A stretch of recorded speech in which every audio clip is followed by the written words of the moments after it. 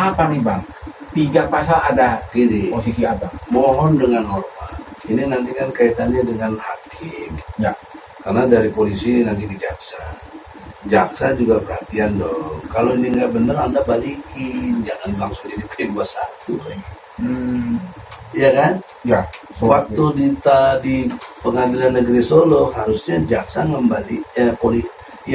jaksa mengembalikan dulu ke polisi, karena polisi menurut pengakuan jaksa di sidang di depan hakim. Iya. Saya nanya, mana aslinya? Ini kan fotokopi tidak bisa. Saya bilang, gimana polisi? Ya bagaimana Bang? Jaksanya itu yang nuntut. Kami dapatnya begitu dari polisi. Loh, kalau begitu dari polisi balikin dong. Yeah. Maksudnya P19 balikin lagi, nggak cukup bukti, nggak bisa naik ke pengadilan. Kok bisa naik ke pengadilan? Nah pertanyaan seriusnya, harusnya nggak bisa. Hakim tuh ngerti betul, ini nggak cukup bukti karena fotokopi. Kok diterima? Karena ini kasus ini begitu di blow up dalam posisi macam-macam isu, kita tidak akan bahas itu. Tapi saya akan menanyakan lebih serius lagi, apa yang akan dilakukan? Apakah akan melakukan pra-peradilan? Yaitu logika hukum harus begitu. Meskipun Abang belum pernah diperiksa dan sebagainya, itu bagaimana? Begini, justru pra-peradilan itu wilayah yang diberikan oleh undang-undang kepada rakyat yang terzolimi secara hukum, di tingkat soal pendidikan. Pra-peradilan pasti lawannya polisi.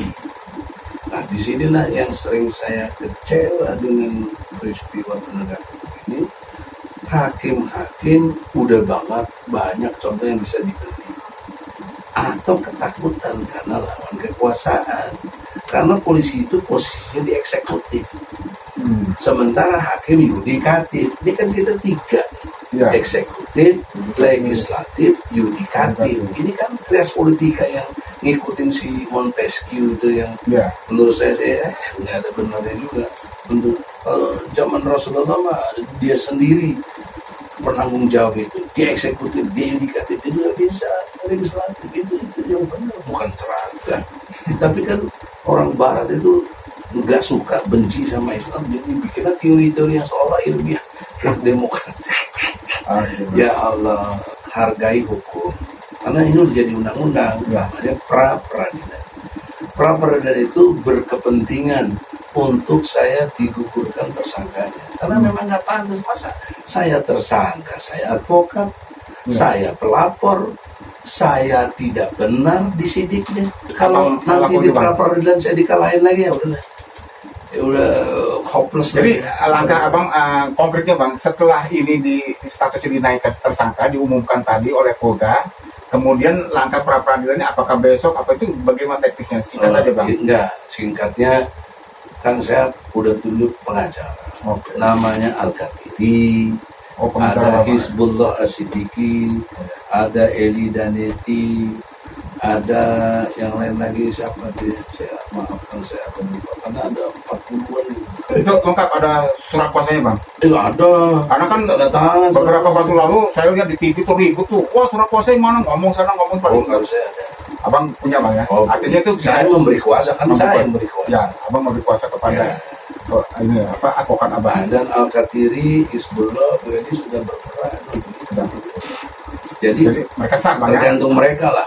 Karena saya, walaupun saya advokat, bahkan advokat senior yang nggak bisa bertindak. Jadi suatu saat saya, karena saya telah beri kuasa minta keterangan kepada pengacara Abang, boleh Bang ya? Oh boleh, silakan aja. Menggali lagi lebih dalam. Di dimensi pers. Pers itu kan untuk cover both side. Kalau lawan bicara saya, apa mungkin Kapolda kalau bisa. Kenapa Kapolda kok begini, kok nggak memperhatikan bawahannya ini, membuat orang tersangka seenaknya aja.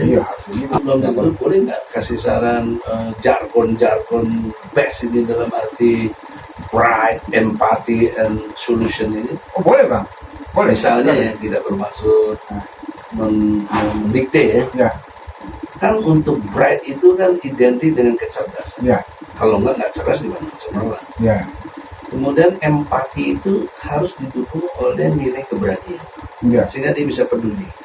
Empati itu lebih tinggi dari simpati. Ya. Empati itu ikut merasakan penderitaan orang lain dan ikut membantu. Ya. Kalau simpati cuma ya prihatin simpati. gitu. Ya. Empati itu lebih tinggi dari simpati. Kemudian kalau solution itu jalan keluar, ada solusi. Nggak mungkin tadi kan saya udah kasih solusi. 3 undang-undang. Nggak boleh itu undang-undang diabaikan gitu aja oleh pihak kepolisian. Dan presiden tahu, presiden telah bersumpah demi Allah. Di pasal 9 UUD 45 menyatakan demi Allah sebagai presiden dan wakil presiden akan menjalankan undang-undang sebaik-baiknya dan seluruh-seluruhnya demi nusa dan bangsa. Itu janji presiden. Nah kalau ada undang-undang dilanggar kok cicing wae, kumaha ya? Cek Sunda mah. Sudah terpuku. Oh ya Allah. Ya. Itulah Indonesia. Baik. Terima kasih Bang Egy Yes, atas insya Allah. CBM, Ya. CBM, cerdas, berani, militer, Wah.